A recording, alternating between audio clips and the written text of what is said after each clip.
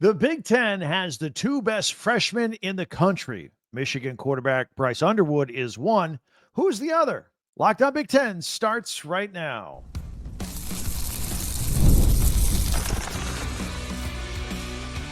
You are Locked On Big Ten, your daily podcast on the Big Ten Conference.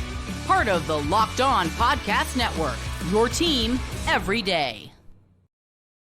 Welcome to Locked On Big Ten. I'm Craig Sheeman, 40 years as a sports talk show host and play-by-play announcer. I want to thank you for making us your first listen each and every day. We are free and available wherever you get your podcasts and on YouTube, part of the Locked On Podcast Network, your team every day. Hey, do us a favor, hit that free subscribe button down below. That way you'll never miss a single episode. Plus, it helps us out, just like if you share, follow, or like. And did you know you can hype our YouTube videos as well? This episode is brought to you by Mazda. Just like there's more to every player, more dedication, more attention to detail, there's more to a Mazda vehicle.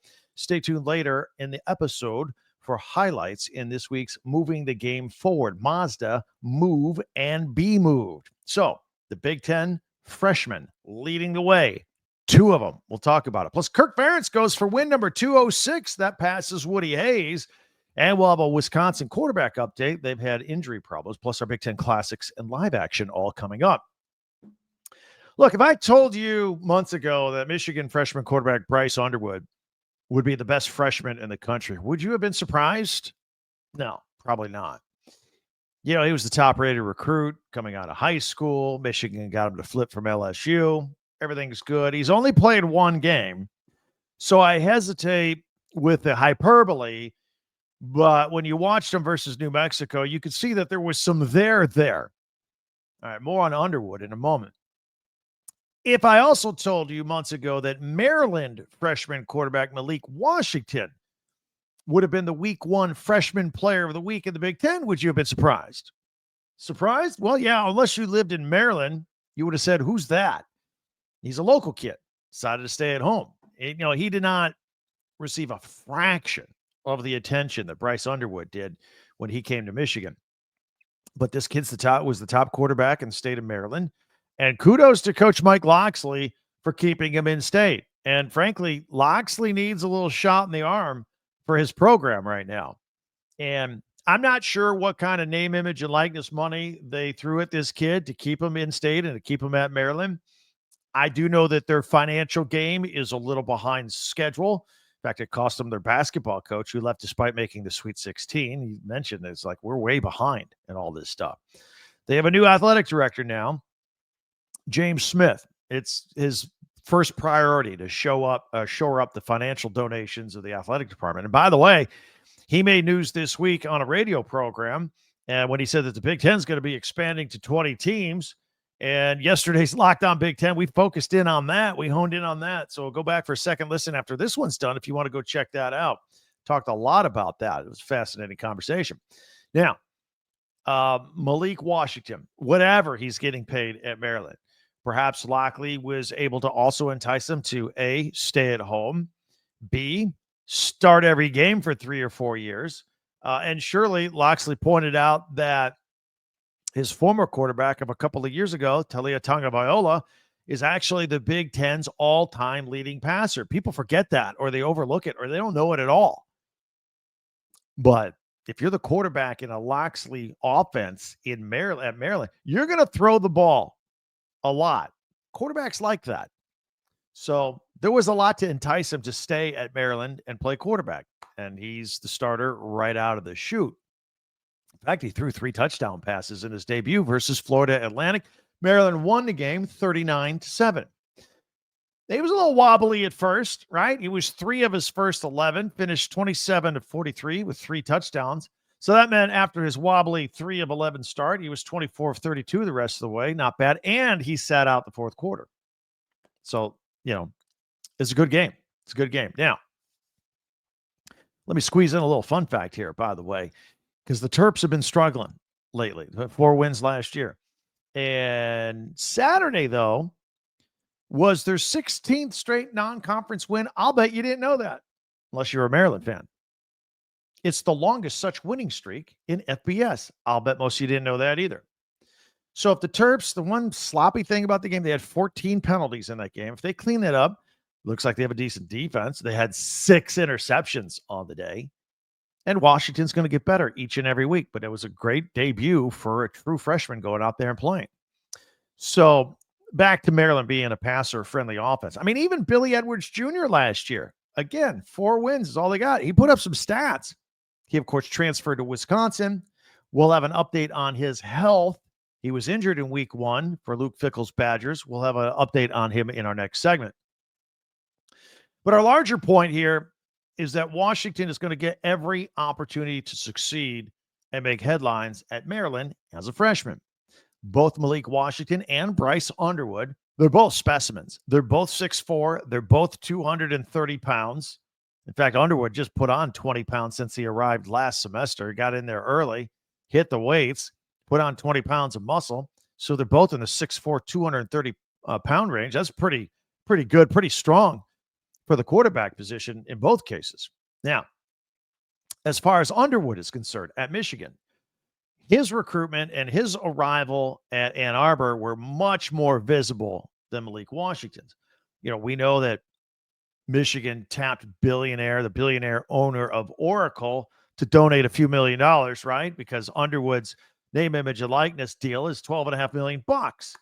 We all know that. That was all over the news.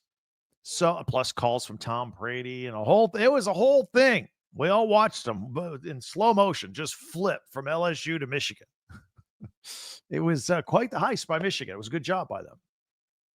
But it got a lot of attention, a lot of national news. Bryce Underwood was a household name before he took his first snap on Saturday. And they did win 34-17 over New Mexico. And a lot of people noticed his ability and his demeanor. And look, his stats were good. They weren't mind-blowing. It was 21-31 for 251 yards and a touchdown. Spread the ball out, connected with 8 different receivers on the day. But, you know, the attention and the pressure on him has been incredible. And it's only going to step up even more going into this weekend because now he's got a road game, which is tough. It's tough that the road game happens to be at one of the toughest places to play in the country at Oklahoma. Sharon Moore's alma mater, by the way. So now he's got the pressure. He's got to win one for his coach, right? Before his coach goes off on his 2-game self-imposed sabbatical for Spygate. The suspension's coming up. So we got all that going on right now at Michigan. Meanwhile, Sooners head coach Brent Venables, look, he's a defensive guru. He was a great defensive coordinator at Clemson all those years. And he has taken over play calling duties on his defense again this year. So he's been watching a lot of tape on Bryce Underwood. He's been impressed. His exact words were he's a little different. And he meant that as a compliment. So he has the Sooners' full attention going into this game this weekend. By the way, Oklahoma has a nice quarterback too, John Mateer. He started out at Washington State, and then he transferred to Oklahoma this season. And for his debut, it was statistically, it was the greatest debut of a quarterback in the history of Oklahoma. So fans are very excited. He was 30 of 37 for 392 yards, 3 touchdowns, 1 interception, and he rushed for another touchdown. But those passing yards, the 392, that was the most for a Sooner quarterback debuting as an Oklahoma quarterback since a guy by the name of Baker Mayfield. Yeah, not bad. They beat Illinois State 35-3. So, look, both schools are coming off wins where, you know, they didn't play the toughest teams in the world, and now they're going to play each other, and they're expecting a tough matchup from both sides. Reminder, we are going to go live here on Locked On Big Ten. I mean, we're here every day, but we go live after the biggest game of the weekend. As soon as the final whistle, as soon as the coach does the on-field interview, we go live. Last week, we went live after the Texas-Ohio State game. This week, this is the game we're going to go live after. So it's a 7:30 night game, so around 11 o'clock Eastern, 8 o'clock Pacific. We're going to go live as soon as the Michigan-Oklahoma game is over. You get my immediate unfiltered reaction. I get yours too. Live, real-time comments from you guys. So we have a lot of fun on Saturday nights with that. Mark your calendar and join us for that as well. We're really looking forward to that. In the meantime, be sure to hit that free subscribe button down below if you haven't yet. Everybody's joining the club. We don't want you to miss out. That way you'll never miss a single episode of Locked On Big Ten. And if you could share, follow, and like as well, that helps us out too, if you don't mind. Look, that little arrow share button, if you're a Big Ten fan checking us out, I know you know other Big Ten people that probably don't even know that we're out here each and every day. Word of mouth is great. If you can spread the word, just share this video with a Big Ten friend or family member that you know. And don't forget, we have a website, talkbig10.com. That's with the number 10. All of our podcasts go there. When we're done, they're all there. You can go back for a second listen and check it out. And also, we have links there where you can buy school merchandise for your favorite team. Michigan fan, perhaps. Maryland fan, perhaps. Get some shirts, T-shirts, hats. All right there at talkbig10.com. All right, Kirk Ferentz goes for the record. Going to pass Woody Hayes if he gets the win this weekend at Iowa. We will update you on the Badgers quarterback situation given the injuries. And we'll also have our Big Ten Classics and live action on the schedule this weekend. It's all coming up in a minute right here on Locked On Big Ten. Upside, you all need gas. You got to pay for it. Well, here's a great deal for you. You don't have to pay full price for gas anymore with Upside. Quit leaving money behind. Get real cash back every time you fill up with the free Upside app. Simply download the free Upside app in the App Store or Google Play right now and start earning cash at the pump today. Now you get to use my limited time promo code, the word football. Just type in the word football. That's the promo code. You'll get an extra 25 cents back per gallon on your first fill up. And you can make up to $300 a year doing this. And you can get the money back any number of ways. Your bank account, PayPal, e-gift card, Amazon, other brands. Very easy. So don't let this offer drive by. Download the free Upside app now using my limited time promo code, the word football, for a limited time 25 cent per gallon bonus. Again, that's the promo code, word football. Offers vary by user and location. Go to upside.com for terms and conditions. Mazda. Love talking about Mazda. This is Mazda's Moving the Game Forward, brought to you by those who believe it's not just about playing the game, it's about redefining it. Because these moments do more than win. They push what's possible. They remind us to go to the extra yard, shift into that extra gear, keep the game moving forward. For example, I got to give a shout out to Ohio State for not one, but two goal line stances, or at least two of them inside the 10-yard line against Texas to win a 14-7 game. That was incredible. That's right. That's what keeps fans and players alike moving forward, always chasing the next great moment. When you follow what moves you, the unexpected is only the beginning. And just like there's more to every highlight, there's more to a Mazda vehicle. Mazda, move and be moved.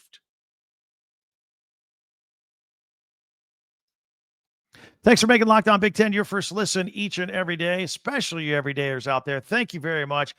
Meanwhile, be sure to hit that free subscribe button before you go. That way you never miss a single episode. And again, if you could share, word of mouth, share, follow, and like Locked On Big Ten, your team every day, that would be really appreciated. And don't forget to check out our website, talkbig10.com, for podcasts and Big Ten school merchandise. Kirk Ferentz and the Iowa Hawkeyes, they got a big game coming up this weekend. But last weekend, they beat Albany, and that gave Coach Ferentz his 205th career win at Iowa. He's now tied with legendary Ohio State football coach Woody Hayes for the most wins coaching a Big Ten team. It's phenomenal. And now, if he gets a win Saturday on the road against in-state rival Iowa State, the Cy-Hawk rivalry, can you find a better location for him to get this record if he's able to get it? He's in his 27th year at Iowa, and he's pretty low-key about the whole thing. I mean, I think this is a big deal. A lot of people think this is a really big deal. But the fact is, he's pretty focused on the job at hand, and he's pretty low-key in general. So if this record is a big deal to him, he's really not letting on. Anytime he's asked about it, he deflects. And again, that's kind of his personality. So, I mean, look, if you're a 70-year-old coach and you got deep roots in Iowa and the Big Ten, it's got to matter deep down inside, right? Long before he was the head coach, he was also an assistant at Iowa under legendary predecessor Hayden Fry from 1981 to 1989. You got a couple back-to-back long-term legendary coaches there at Iowa, Hayden Fry and Kirk Ferentz, not only do they have the same color scheme as the Pittsburgh Steelers, they kind of have the same coaching philosophy. They hire a coach and they keep him forever. So Ferentz has been around so long that he even coached Illinois head coach Brett Bielema when he was a player at Iowa a long time ago. I think like 1989, their paths crossed for a year there. So, look, Ferentz has had a great career, been around a long time, won a lot of games. He's not won a national championship. A few have. He hasn't won a Big Ten title in a while. He won 2 of them in 2002 and 2004. And in 2002, he was the National Coach of the Year. He's been the Big Ten Coach of the Year 4 times, most recently in 2015. Now, Ferentz's coaching schemes will never be confused for the run and shoot or an air raid offense or anything like that. In fact, you hear the phrase complementary football. I think he must have invented the phrase complementary football. Let each side of the ball take care of their business, and then they win games. Like, he believes in great blocking, running the ball, taking care of the ball, and, punting when necessary, and then having a great defense just back you up all day long. And I think he would just assume win a game 2-0 as he would 49-35. I really do. Now, back in 1999, during his first year as a head coach at Iowa, he only won 1 game. And since then, he's had 8 double-digit win seasons of 10, 11, 12 wins. He's had 8 or more wins, or 8 seasons of 8 or 9 wins on top of that. So, look, his methodology, it might not be super exciting all the time, although I think Iowa fan has kind of doubled down on it, and they relish it. But it wins a lot of games. It wins a lot of games. Basically, Iowa does not beat themselves. That's what it comes down to. And now he gets a chance to break Woody Hayes' record. And you know what? To be honest, Woody Hayes was the same way. When he was at Ohio State, he didn't sling it. He ran the ball 3 times and punted if he had to. Let the defense do its job, get the ball back. Kind of old school. So he's going to get a chance to beat Woody Hayes' record against an in-state rival, 16th ranked team in the country in Iowa State. And he'll have to do it with his quarterback, Mark Gronowski, who just transferred in. And look, he only threw for 44 yards in his debut last week against Albany, against an Albany defense. Not a lot of passing. So running back Xavier Williams had to rush for 122 yards to make up for it. But in reality, a game like that, a quarterback play like that, that's so Ferentz. That's the deal. You can watch the game on Fox's Big Noon Kickoff on Saturday. All right, as promised, let me give you an update on Wisconsin and their quarterback situation because they're banged up there. Billy Edwards Jr., the transfer from Maryland. Looks like he's likely to miss the Badgers game against Middle Tennessee on Saturday. And he's recovering from a knee injury. He suffered it on Thursday's season opener against Miami of Ohio. And he was injured on a non-contact. He wasn't hit when he went down, twisted his knee up in the second quarter. Badgers won the game 17-0, but Badger fans feared for the worst for Edwards because he left the game. Team went into the locker room at halftime. He comes out, he's in street clothes. It's like, oh, this is bad. He's done for the night. But the good news is, we reported this earlier this week, the MRI came back clean. He's good. No tear. Not that he just has a sprained knee. I mean, it's painful. But he's got a sprained knee. That's it. So, we mentioned earlier when we were talking about Maryland's Malik Washington in the opening segment, Edwards was the Terps quarterback last year, and he put up some decent numbers. He was among the Big Ten leaders in all the passing stats, despite only winning 4 games last year. And, admittedly, and I've talked about this a lot on this podcast, Luke Fickell has had trouble. He's turning over every stone trying to find a quarterback to get this Badgers offense rolling. And they were only up 3-0 at the half the other day. He's had no luck. He's going into year 3. He's been banged up at quarterback, or the quarterbacks he picked out of the portal didn't work. So until Edwards gets healthy, Fickell will continue to go with Danny O'Neal, the transfer from San Diego State. And they got Middle Tennessee this week. O'Neal finished with 120 yards, 2 touchdowns, 1 passing, 1 rushing, and an interception against Miami of Ohio. So he's capable. Senior Hunter Simmons will be his backup. And then things get interesting. Trip down to Tuscaloosa to take on Alabama. Alabama wiped the floor with Wisconsin last year up at Camp Randall. Quarterback got hurt in that game too. But now Alabama looks very un-Alabama-like. Maybe if Wisconsin can figure something out, maybe they can go down there in Tuscaloosa and shock the world. All right, coming up, we've got our Big Ten Classics and live action. That's coming up in 1 minute. We do that every Thursday. It's next here on Locked On Big Ten. Let me tell you about DoorDash, man. The weekend is coming. You got to be ready for this, right? It's time to look back and crown this week's MVP on Who Delivered, powered by DoorDash. Just like you can win every Saturday with DoorDash Streaks, saving more every time you order. These players delivered when it mattered most. So let's break it down. I want to talk about Washington running back Jonah Coleman. I don't think he gets a lot of attention that others do because he's out there on the West Coast. He's playing like 11 o'clock games Eastern time. So they took on Colorado State. They won. He had 177 yards. He delivered in a big way. So we want to name him this week. Again, Jonah Coleman at Washington. And just like Jonah Coleman delivered for the Huskies, DoorDash delivers for your Saturdays. With DoorDash Streaks, you save every Saturday that you order. Stack it up all season long, week after week, and you could save up to $250, including $100 in DoorDash credits. Order this Saturday. Keep the streak alive. Fuel your game day only with DoorDash. Terms apply, period, through November 18th at DoorDash. All right, it is time for our nightly feature. We do this every day. We have something different for you. If you are new to Locked On Big Ten, Mondays we do our top 10 Big Ten observations for the weekend. Tuesdays we do Tuesday tweets. Wednesdays we power rank stuff. This time of year we'll power rank the Big Ten 1 through 18 in football.